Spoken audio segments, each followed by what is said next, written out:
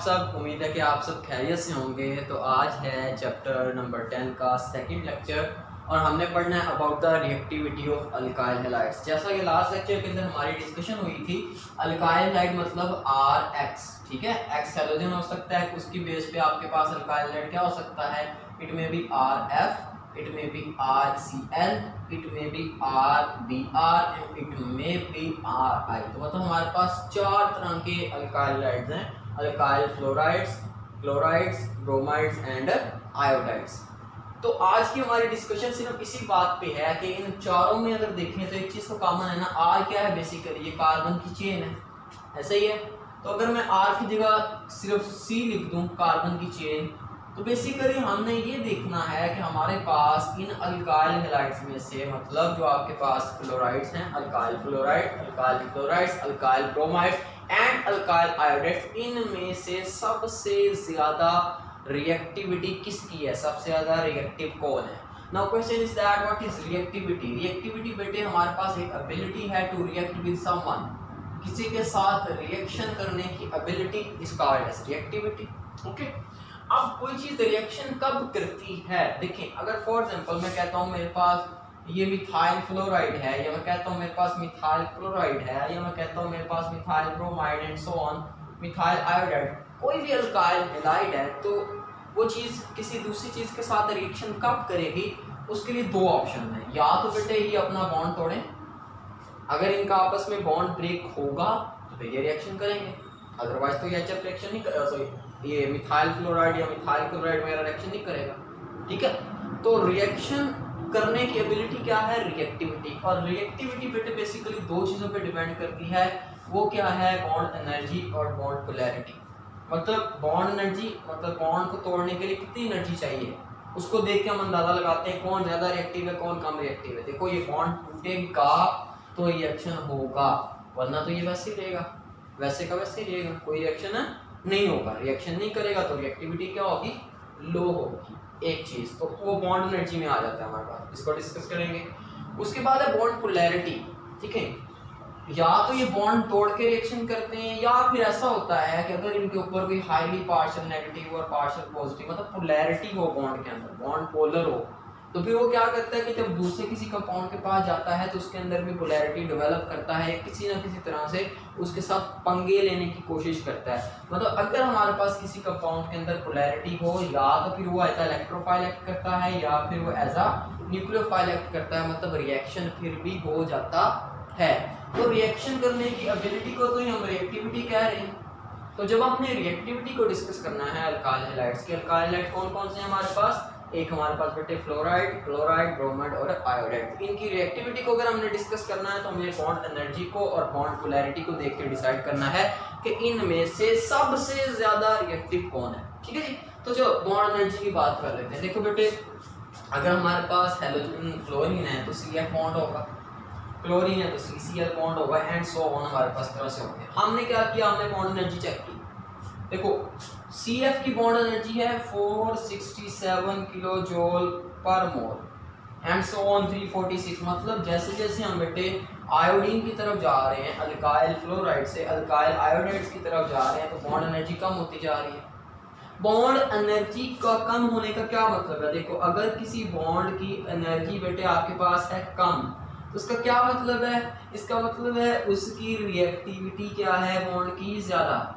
Reactivity मतलब देखो bond energy कम है तो फिर जो ब्रेकडाउन होगी बॉन्ड की, वो जल्दी से बॉन्ड टूट जाएगा, और जितनी जल्दी बॉन्ड टूटेगा उतनी जल्दी वो आगे किसी चीज के साथ रिएक्शन कर लेगा। तो अगर आप बॉन्ड एनर्जी को देखें तो हमें ये पता चलता है कि जो आपके पास सबसे ज्यादा रिएक्टिव होगा वो अल्काइल आयोडाइड होगा। मतलब RI टाइप के जो कंपाउंड्स होंगे वो ज्यादा रिएक्टिव होंगे, क्योंकि उनकी बॉन्ड एनर्जी बहुत कम है, वो आसानी से बॉन्ड टूटेगा और रिएक्शन हो जाएगा, और रिएक्शन करने की एबिलिटी तो ही रिएक्टिविटी है। मतलब इस बेस पे अगर हम देखें, इस बेस पे बेटे अगर मैं रिएक्टिविटी का ऑर्डर लिखूं, तो रिएक्टिविटी का ऑर्डर लिखूं कि कौन ज्यादा रिएक्टिव होगा कौन कम रिएक्टिव, तो हमें ये पता चलता है कि क्योंकि RI मतलब अल्काइल आयोडाइड्स के अंदर बॉन्ड एनर्जी कम है तो ये जल्दी बॉन्ड तोड़ेंगे, जल्दी रिएक्ट करेंगे, तो इनकी रिएक्टिविटी सबसे ज्यादा होगी। उसके बाद हमारे पास रिएक्टिविटी होगी RBr की, मतलब उसकी बॉन्ड एनर्जी उससे कम है। उसके बाद होगी RCl की, और सबसे कम रिएक्टिव हमारे पास होगा RF। तो ये रिएक्टिविटी ऑर्डर आता है बेटे जब हम बॉन्ड एनर्जी की बात करते हैं, ठीक है। बॉन्ड एनर्जी को देख के हमें लगता है कि अल्काइल आयोडाइड्स जो है वो सबसे ज़्यादा रिएक्टिव होंगे, वो रिएक्शन करने की एबिलिटी रखते हैं, ठीक है। अच्छा, दूसरा फैक्टर भी हमने देखा, दैट इज बॉन्ड पोलैरिटी। देखो पोलैरिटी के बारे में मैंने अभी आपको बताया कि हमें पता है कि जितना कोई बॉन्ड ज़्यादा पोलर होगा, जो आपके पास पोलैरिटी होती है वो डायरेक्टली प्रोपोर्शनल होती है रिएक्टिविटी के। कोई बॉन्ड जितना ज़्यादा पोलर होगा वो उतना ज़्यादा रिएक्टिव होगा। पार्शियल पॉजिटिव नेगेटिव चार्ज ज़्यादा है, पंगे लेने की सलाहियत ज़्यादा है। तो अगर हम देखें बेटे इलेक्ट्रोनेगेटिविटी को, फ्लोरीन, क्लोरीन, ब्रोमीन और आयोडीन की, कार्बन की तो वही है, कार्बन की वही इलेक्ट्रोनेगेटिविटी है, दैट इज 2.5। अगर हम इसको देखें बेटे तो इलेक्ट्रोनेगेटिविटी का जो सबसे ज़्यादा डिफरेंस आएगा वो Rx में आएगा। यहाँ पे कार्बन है, ठीक है, मतलब सॉरी Rf में, यहाँ पे कार्बन है, यहाँ पे फ्लोरीन है, तो आप करो माइनस जरा, ये तकरीबन का डिफरेंस निकालें तो 4 - 2.5 तकरीबन बेटे आपके पास जो डिफरेंस आ जाता है वो 1.5 का आ जाता है। सिमिलरली आगे चलें RCl में तो 3 इलेक्ट्रोनेगेटिविटी है क्लोरीन की, 2.5 कार्बन की, तो निकालें डिफरेंस, ये तकरीबन 0.5 आ जाता है, ठीक है। इसका निकालें RBr का, तो ये डिफरेंस तकरीबन आपके पास ये टोटल इसका 2.8 - 2.5, तो ये डिफरेंस आ जाता है तकरीबन बेटे आपके पास 0.3। और Ri के अंदर तकरीबन ये डिफरेंस, मतलब कार्बन है ना, R से मुराद, तो ये निकालें 2.5 - 2.5, तो ये तकरीबन बेटे डिफरेंस आ जाता है 0, मतलब ना आने के बराबर। तो पोलैरिटी तो सबसे ज़्यादा फिर Rf के अंदर हुई ना। तो जब हम बॉन्ड पोलैरिटी के लिहाज से देखते हैं तो बेटे हमारे पास ऑर्डर क्या आता है, इसको देख के हमें लगता है कि जो Rf का बॉन्ड है, क्योंकि उसके ऊपर ज़्यादा पार्शियल पॉजिटिव नेगेटिव चार्ज है, उसको ज़्यादा रिएक्टिव होना चाहिए। तो फिर जो ऑर्डर हम बनाते हैं वो ये बनाते हैं कि Rf ज़्यादा रिएक्टिव है, RCl उससे कम, RBr उससे भी कम, और Ri तो सबसे कम रिएक्टिव होना चाहिए। तो ये डिबेट होगी बॉन्ड एनर्जी की बेस पे, और ये डिबेट होगी बॉन्ड पोलैरिटी की बेस पे। ये हम प्रैक्टिकली सोच रहे हैं कि ऐसा होगा। नाउ क्वेश्चन इज दिस कि वहाँ पे वो कह रहे हैं Ri सबसे ज़्यादा रिएक्टिव और यहाँ पे कह रहे हैं सबसे कम रिएक्टिव है, उल्टा ऑर्डर आ रहा है। तो असल में बेटे हमारे पास फिर ऑर्डर क्या है, असल में हमारे पास कौन ज़्यादा रिएक्टिव है और कौन कम रिएक्टिव है। आपकी बुक के अंदर पहले यही डिबेट है, और उसके बाद आपकी बुक ये कहती है कि जब हमने एक्सपेरिमेंटली काम किया, एक्सपेरिमेंट करके देखा, तो हमें ये पता चला कि बॉन्ड पोलैरिटी वाला फैक्टर इतना इफेक्टिव नहीं है, बल्कि बॉन्ड एनर्जी वाला फैक्टर ज़्यादा इफेक्टिव है। मतलब अगर हम रिएक्टिविटी को चेक करें तो ये ऑर्डर हमारे पास बिल्कुल ठीक है। मतलब जो अल्काइल आयोडाइड्स होते हैं वो इजीली रिएक्ट कर जाते हैं, क्योंकि बॉन्ड एनर्जी ज़्यादा इंपॉर्टेंट है as compare to bond polarity, ठीक है। तो Ri मतलब अल्काइल आयोडाइड ज़्यादा जल्दी रिएक्ट कर जाते हैं, RBr उससे कम, RCl उससे कम, और Rf सबसे कम रिएक्टिव होते हैं due to the bond energy. Bond polarity को हम नहीं देखेंगे क्योंकि वो हमारे पास उतना इंपॉर्टेंट फैक्टर नहीं है as compare to bond energy. और वैसे भी एक्सपेरिमेंटली बेटे हमारे पास यही है कि हमारे पास अल्काइल हैलाइड्स की रिएक्टिविटी का ऑर्डर होगा ये, अल्काइल आयोडाइड से अल्काइल फ्लोराइड्स तक। तो ये आपके पास लॉन्ग क्वेश्चन के तौर पे आ जाता है। अब हम नेक्स्ट मूव करेंगे और जिसमें हम रिएक्शंस को देखेंगे, और उससे पहले कुछ बेसिक स्टडी करेंगे, मतलब हमारे पास न्यूक्लियोफाइल क्या है, इलेक्ट्रोफाइल क्या है, लिविंग ग्रुप क्या है, और इस तरह की सारी चीज़। तो चलें रिएक्शंस को बेटे डिस्कस करते हैं। अल्काइल हैलाइड्स दो तरह के रिएक्शन देते हैं, सब्स्टिट्यूशन और एलिमिनेशन, ठीक है। सब्स्टिट्यूशन में क्या होता है, आपके पास ये अल्काइल हैलाइड है, X ग्रुप अटैच है इसके साथ, हैलोजन। सब्स्टिट्यूशन रिएक्शन नहीं होता है कि आपका ये जो X ग्रुप होता है, क्लोरीन, फ्लोरीन या ब्रोमीन, ये बेटे लीव कर जाता है, मतलब यहाँ से निकल जाता है, और इसकी जगह आकर कोई और ग्रुप लग जाता है, जैसा कि वो OH हो सकता है या कोई और NH2 हो सकता है, कोई भी और ग्रुप आकर यहाँ पे लग जाए। तो फिर ये देखें रिप्लेसमेंट हुआ ना, सब्स्टिट्यूशन हुई कि X निकल गया और उसकी जगह आपको कोई और ग्रुप, अदर ग्रुप अटैच हो गया। अगर तो इस तरह के कुछ रिएक्शंस हों अल्काइल हैलाइड्स के, तो हम इन्हें बोलते हैं सब्स्टिट्यूशन रिएक्शन। क्या बोलते हैं? Substitution reaction. एलिमिनेशन रिएक्शन कैसे होते हैं अल्काइल हैलाइड के? For example if I have an मैं कहता हूँ मेरे पास ये आपके पास है मिथाइल ब्रोमाइड, एक अल्काइल हैलाइड है, ठीक है। तो एलिमिनेशन रिएक्शन में क्या होता है कि हैलोजन ने तो जाना ही जाना है, यहाँ पे भी जाना है, लेकिन यहाँ पे जब वो जाता है तो किसी और चीज को साथ लेके नहीं जाता, बल्कि वो सिंपली लीव कर जाता है और उसकी जगह कोई और चीज आके उसे रिप्लेस कर देती है, लग जाती है। लेकिन एलिमिनेशन रिएक्शन के अंदर जब इस ब्रोमीन ने निकलना है, उसने अपने साथ किसी हाइड्रोजन को भी लेके जाना है, मोस्टली वो ये हाइड्रोजन होता है, ठीक है। और ये हाइड्रोजन और ये Br जब यहाँ से निकल जाते हैं तो फिर आपके पास जो प्रोडक्ट बनता है वो अल्कीन बनता है, ठीक है। मतलब जब ये यहाँ से निकल गया हाइड्रोजन तो यहाँ पे 2 हाइड्रोजन बच गए, इस कार्बन के पास 2 हाइड्रोजन बच गए, तो आपके पास मीथेन बन गया। तो एलिमिनेशन रिएक्शन ऐसे रिएक्शन है जो कि अल्काइल हैलाइड देते हैं जब ब्रोमीन अपने साथ हाइड्रोजन को भी लेकर निकले, या मतलब कोई भी अगर हैलोजन मैं कह देता हूँ वो अपने साथ हाइड्रोजन को भी लेके जाए in the form of HX, ठीक है। तो फिर हमारे पास वो जो रिएक्शन होगा वो एलिमिनेशन रिएक्शन होगा और उसके एंड प्रोडक्ट हमेशा कोई ना कोई अल्कीन होगी। इसको भी हमने बड़ी डिटेल के साथ स्टडी करना है और इसको भी। अब देखिए सब्स्टिट्यूशन बेटे रिएक्शन बेंजीन के अंदर तो इलेक्ट्रोफिलिक थे, लेकिन यहाँ पे बेटे जो सब्स्टिट्यूशन रिएक्शन है वो न्यूक्लियोफिलिक है। न्यूक्लियोफिलिक है क्योंकि यहाँ पे कोई अनसैचुरेशन तो नहीं है, यहाँ पे कोई अनसैचुरेशन तो नहीं है, बल्कि यहाँ पे क्या है कि यहाँ पे इस X ग्रुप की वजह से इस कार्बन के ऊपर पार्शियल पॉजिटिव चार्ज है और यहाँ पे पार्शियल नेगेटिव चार्ज, ठीक है। तो जिसकी वजह से यहाँ पे अगर मैं इस नेगेटिव चार्ज को निकालना चाहता हूँ, इसको लीव करवाना चाहता हूँ, तो मुझे यहाँ पे कोई और नेगेटिव चार्ज R के साथ अटैच करवाना पड़ेगा। नेगेटिव चार्ज मतलब कोई न्यूक्लियोफाइल अटैच करवाना पड़ेगा, ठीक है। तो फिर वो जो रिएक्शन होगा वो आपके पास होगा न्यूक्लियोफिलिक सब्स्टिट्यूशन रिएक्शन। अब इसका क्या जनरल मैकेनिज्म होता है उसको भी डिस्कस करते हैं, लेकिन उससे पहले कुछ जनरल टर्मिनोलॉजीज को डिस्कस कर लेते हैं जो इस रिएक्शन के अंदर यूज होती हैं। सबसे पहले न्यूक्लियोफाइल, आपको पता है इस चीज के बारे में। न्यूक्लियोफाइल का मतलब होता है न्यूक्लियस लविंग। क्या? Nucleus loving. तो ये बेटे आपके पास ऐसे कहने के ग्रुप्स होते हैं या फिर ऐसे आप कहने के यूनिट्स होते हैं ऑर्गेनिक मॉलिक्यूल्स के, या तो जो कि हमारे पास न्यूक्लियस लविंग होते हैं, मतलब पॉजिटिव चार्ज की तरफ अट्रैक्ट होते हैं। तो कौन पॉजिटिव की तरफ अट्रैक्ट होता है? अगर कोई नेगेटिव चार्ज हो तो मतलब न्यूक्लियोफाइल बेटे या तो कोई नेगेटिव चार्ज हो सकता है, क्या हो सकता है? कोई नेगेटिव चार्ज हो सकता है। फॉर एग्जांपल OH नेगेटिव, ये न्यूक्लियोफाइल है, ठीक है। For example SO4 negative nucleophile है, ठीक है। For example Cl negative, F negative, I negative, मतलब कोई भी ऐसा जिसके ऊपर नेगेटिव चार्ज वो न्यूक्लियोफाइल के तौर पे एक्ट कर सकता है, बिकॉज इट्स न्यूक्लियस लविंग। ये न्यूक्लियस पे अटैक करेंगे, मतलब पॉजिटिव चार्ज पे जाके अटैक करेंगे। या फिर न्यूक्लियोफाइल कैसा हो सकता है बेटे? अगर उसके ऊपर कोई लोन पेयर हो।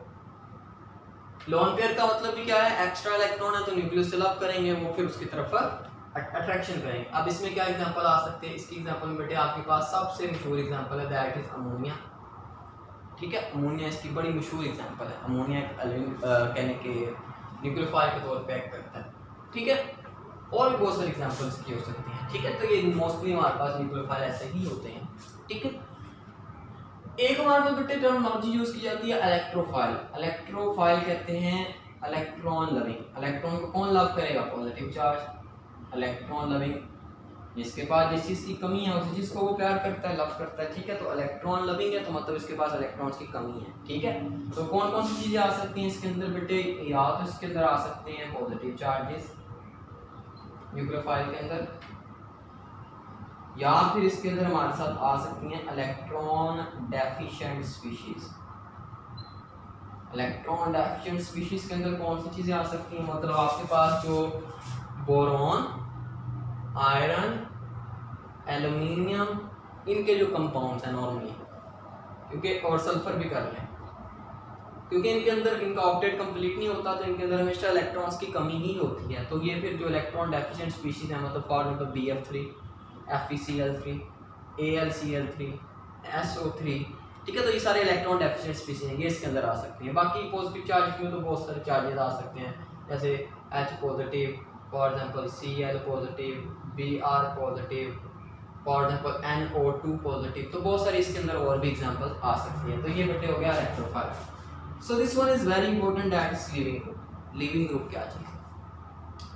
लिविंग ग्रुप बेटे वो चीज है जो कि किसी भी रिएक्शन के दौरान किसी भी मॉलिक्यूल को लीव करके जाती है। क्या करती है?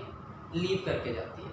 और जब वो चीज लीव करती है तो जो अपना पेयर होता है इलेक्ट्रॉन्स का वो साथ लेके जाती है। मतलब अनशेयर्ड पेयर ऑफ इलेक्ट्रॉन को लेकर जो चीज लीव कर जाए, मॉलिक्यूल से निकल जाए, उसको फिर हम बोल देते हैं दैट इज लिविंग ग्रुप। अब हम न्यूक्लियोफिलिक सब्स्टिट्यूशन रिएक्शन को समझते हैं। इसका मैकेनिज्म और लिविंग ग्रुप लिंक्ड है, इनको जरा गौर से सुनिएगा। फॉर एग्जांपल बेटे मेरे पास एक अल्काइल हैलाइड है, मैं मान लेता हूं कि फॉर एग्जांपल वो ये है और कोई भी एक्स अटैच है ग्रुप, ठीक है जी। और कोई भी न्यूक्लियोफाइल आता है जिसके ऊपर कोई नेगेटिव चार्ज है। अब ये सब्स्टिट्यूशन रिएक्शन कैसे होती है कि बेटे न्यूक्लियोफाइल आता है, अब देखो होता क्या है, ये X है, हैलोजन है, इसके ऊपर पार्शियल नेगेटिव चार्ज होता है और ये होता है पार्शियल पॉजिटिव चार्ज। मतलब ये इलेक्ट्रोफिलिक सेंटर है। इलेक्ट्रोफिलिक सेंटर ऐसी जगह जहाँ पे पॉजिटिव चार्ज ज़्यादा है, जो इलेक्ट्रॉन लविंग है, इसको इलेक्ट्रॉन चाहिए क्योंकि उससे X ने छीन लिया। तो होता ये है कि ये जो न्यूक्लियोफाइल है ये आकर इस कार्बन के ऊपर अटैक करता है। अब जैसे ही वो इसके ऊपर अटैक करता है तो इसका मतलब उसके पास पहले इलेक्ट्रॉन ज़्यादा है तो उसके साथ बॉन्ड बना लेता है। और ये जो X होता है ये यहाँ से अपने दोनों इलेक्ट्रॉन्स को लेकर यहाँ से लीव कर जाता है, निकल जाता है। मतलब अब केस क्या हो गया कि जो आपके पास कार्बन था उसके साथ ये न्यूक्लियोफाइल अटैच हो गया और ये X यहाँ से क्या कर लिया, लीव कर लिया अपने इलेक्ट्रॉन्स को लेकर। अब यहाँ पे बेटे ये क्या है, न्यूक्लियोफाइल, और X क्या है, X को हम यहाँ पे क्या देते हैं, this is the leaving group. वो ग्रुप जो मॉलिक्यूल को लीव कर रहा है और जाते जाते वो अपने दोनों इलेक्ट्रॉन्स को लेके जा रहा है। मतलब वो नेगेटिव चार्ज की फॉर्म में मॉलिक्यूल को लीव करेगा, छोड़ेगा, डिपार्चर करेगा, मॉलिक्यूल से निकलेगा। तो ऐसा बेटे ग्रुप जो कि हमारे पास किसी भी मॉलिक्यूल से निकले अपना इलेक्ट्रॉन का पेयर लेकर। अब हैलोजेंस में तो एक ही वो ग्रुप होगा लिविंग ग्रुप, वो बेसिकली आपके पास हैलोजेंस ही होंगे। आयोडीन मतलब क्या क्या हो सकते हैं, वो आयोडीन हो सकता है, वो आपके पास क्लोरीन हो सकता है, वो आपके पास लिविंग ग्रुप ब्रोमीन हो सकता है। मतलब यहाँ पे एक्स बदलते जाएं, ब्रोमीन लगा लें, क्लोरीन लगा लें, आयोडीन लगा लें, ठीक है। तो ये लिविंग ग्रुप हो सकते हैं, ठीक है। तो ये आपके पास लिविंग ग्रुप की कुछ एग्जांपल होंगे, ठीक है। लिविंग ग्रुप की और भी बहुत सारे एग्जांपल हैं। अगर मैं आपको जनरल टर्म में बता दूं, OH लिविंग ग्रुप है, ठीक है। आपके पास for example NH2 leaving group है, but these are not good leaving group, these are not good leaving group, ठीक है। लिविंग ग्रुप सबसे अच्छा जो है वो आयोडीन है, सबसे अच्छा। अच्छा, अब यहाँ पे ना दो टर्मिनोलॉजीज हैं जिनमें फर्क करना बड़ा जरूरी है। एक है न्यूक्लियोफाइल, एक है लिविंग ग्रुप। न्यूक्लियोफाइल के ऊपर भी नेगेटिव चार्ज होता है या लोन पेयर होता है, लिविंग ग्रुप जब निकल जाता है उसके ऊपर भी नेगेटिव चार्ज होता है या उसके ऊपर लोन पेयर होता है। नाउ क्वेश्चन इज दिस, कि दोनों में फर्क क्या है। देखो याद रखना बेटे, न्यूक्लियोफाइल अटैक करता है, यहाँ पे इस न्यूक्लियोफाइल ने अटैक किया मॉलिक्यूल्स को, ठीक है। और लिविंग ग्रुप वो होता है जो लीव करता है अटैक के बाद। एक चीज ध्यान में रखिएगा, अगर न्यूक्लियोफाइल स्ट्रॉन्ग है किससे, लिविंग ग्रुप से, तो फिर रिएक्शन होगा, अदरवाइज रिएक्शन नहीं होगा, ठीक है। देखो ना, अगर एक कंपनी के अंदर बंदा जॉब कर रहा है, मैं जॉब कर रहा हूँ या कोई और बंदा जॉब कर रहा है, तो अगर तो मैं स्ट्रॉन्ग हूँ और आने वाला कैंडिडेट वो वीक है तो मुझे रिप्लेस नहीं कर सकता, वो सब्स्टिट्यूशन नहीं कर सकता मैं, ठीक है। लेकिन अगर मैं वीक हूँ और आने वाला जो कैंडिडेट है वो बड़ा स्ट्रॉन्ग है, एक्सपीरियंस है, बड़ा उसको मतलब नॉलेज है, तो वो मुझे आसानी से रिप्लेस कर सकता है। तो याद रखिएगा, न्यूक्लियोफिलिक सब्स्टिट्यूशन रिएक्शन जो अल्काइल हैलाइड के हैं वो तब होते हैं जब इनकमिंग न्यूक्लियोफाइल, जो आने वाला न्यूक्लियोफाइल है, वो स्ट्रॉन्ग हो as compare to living group, ठीक है। तो मतलब हमारे पास न्यूक्लियोफाइल स्ट्रॉन्ग होना चाहिए, लिविंग ग्रुप अच्छा होना चाहिए ताकि वो जल्दी से निकल जाए। और बेटे जो अच्छा लिविंग ग्रुप होता है वो अच्छा न्यूक्लियोफाइल नहीं हो सकता। ये दोबारा रिपीट कर रहा हूँ, जो अच्छा लिविंग ग्रुप होता है वो अच्छा न्यूक्लियोफाइल नहीं हो सकता। कैसे कैसे जैसे देखें OH आपके पास एक बड़ा ही अच्छा न्यूक्लियोफाइल है, बहुत ही स्ट्रॉन्ग है, ठीक है। अब समझिएगा पूरी बात है।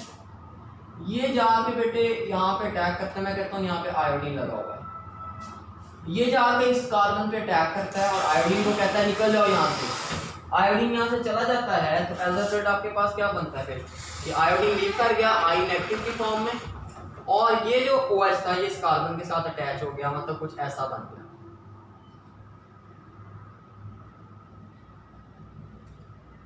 अब मुझे ये बताओ, ये बंदा तो स्ट्रॉन्ग था, इसने तो पहले वाले को निकाल दिया, अब इसको कौन निकालेगा? मतलब अगर मैं इसको बाद में कहूँ कि ये लिविंग ग्रुप होता, मतलब मैं उल्टा कर लेता, और तो मैं ऐसा करता कि मैं यहाँ पे इसको ले लेता पहले, ठीक है, इसको ले लेता और इसके ऊपर आयोडीन का रिएक्शन करवा के देखता। आयोडीन अटैक करना था? नहीं, वो ज्यादा स्ट्रॉन्ग है, वो लीव नहीं करने वाला, वो लीव करने वाला नहीं है, ये बेचारा पहले ही वीक है, तो आयोडीन इसको नहीं निकाल सकता, ठीक है, क्योंकि OH ग्रुप जो है वो अच्छा न्यूक्लियोफाइल है। अच्छा न्यूक्लियोफाइल का मतलब है कि वो पुअर लिविंग ग्रुप है, ठीक है, वो आसानी से लीव नहीं करेगा क्योंकि वो अच्छा है ना, उसने जो आगे इसके साथ अच्छी खासी बॉन्डिंग कर ली है, तो अब वो यहाँ से जान छोड़ने वाला नहीं।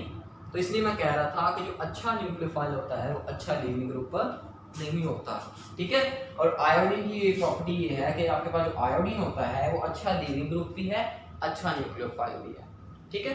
तो बेसिकली बेटे सिंपल रहना आपने, सिंपल न्यूक्लियोफाइल क्या है, इलेक्ट्रोफाइल क्या है, लिविंग ग्रुप क्या है और मैकेनिज्म क्या है। लिविंग ग्रुप अटैक करता है कार्बन पे और सॉरी न्यूक्लियोफाइल अटैक करता है कार्बन पे और लिविंग ग्रुप लीव कर जाता है। जैसे ही इस OH ने जो कि न्यूक्लियोफाइल है उसने इस कार्बन पे अटैक किया और ये लिविंग ग्रुप यहाँ से लीव कर गया और हमारे पास हमारा कंपाउंड बन गया। और ये रिएक्शन कौन सा है? This is a nucleophilic substitution reaction, क्योंकि इसमें न्यूक्लियोफाइल इन्वॉल्व है इस रिएक्शन को करवाने में, ठीक है जी।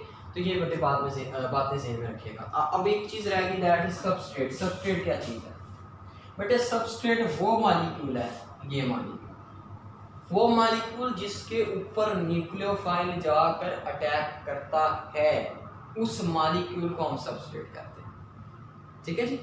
जिस मॉलिक्यूल पे, जैसे यहाँ पे अगर मैं दोबारा लिख दूँ इसको बेटे जरा गौर कीजिएगा, चीज़ों को समझ लीजिएगा। मैं कहता हूँ मेरे पास एक मॉलिक्यूल है और मैं कह देता हूँ वो ये है, फॉर एग्जाम्पल इसको सिंपल कर लेते हैं। इसके ऊपर OH अटैक करता है। अब जो अटैक कर रहा है वो आपके पास क्या है? आपका न्यूक्लियोफाइल, ठीक है। और ये जो पूरा का पूरा मॉलिक्यूल है जिस पे अटैक हो रहा है, इसको आप बोल देंगे दिस इज सबस्ट्रेट, ओके। अब होगा अटैक कैसे होगा? ये पार्शियल नेगेटिव और ये पार्शियल पॉजिटिव, और ये नेगेटिव यहाँ पे अटैक करेगा और ये लीविंग ग्रुप अपने इलेक्ट्रॉन लेकर निकल जाएगा। लीविंग ग्रुप यहाँ पे क्या है? ये Br, ठीक है। तो Br नेगेटिव की फॉर्म में निकल जाएगा, ठीक है, और आपके पास आपका बन जाएगा प्रोडक्ट। वो क्या होगा? वो कुछ ऐसा होगा, मतलब ये बन गया, ठीक है, OH लग गया जाकर। तो बेटे ये आपने थोड़ी सी टर्मिनोलॉजी याद रखनी है। अगर आप ये याद कर लेंगे इस लेक्चर में, नेक्स्ट लेक्चर के अंदर हम पढ़ेंगे इसके रिएक्शन फिर कि कैसे कैसे हो सकते हैं, किस किस टाइप के हो सकते हैं, SN1, SN2, E1 and E2। तब तक के लिए बेटे थैंक यू वेरी मच, अल्लाह हाफिज़। इसको अच्छे से याद कर लीजिएगा, समझ लीजिएगा, ठीक है। अस्सलाम वालेकुम।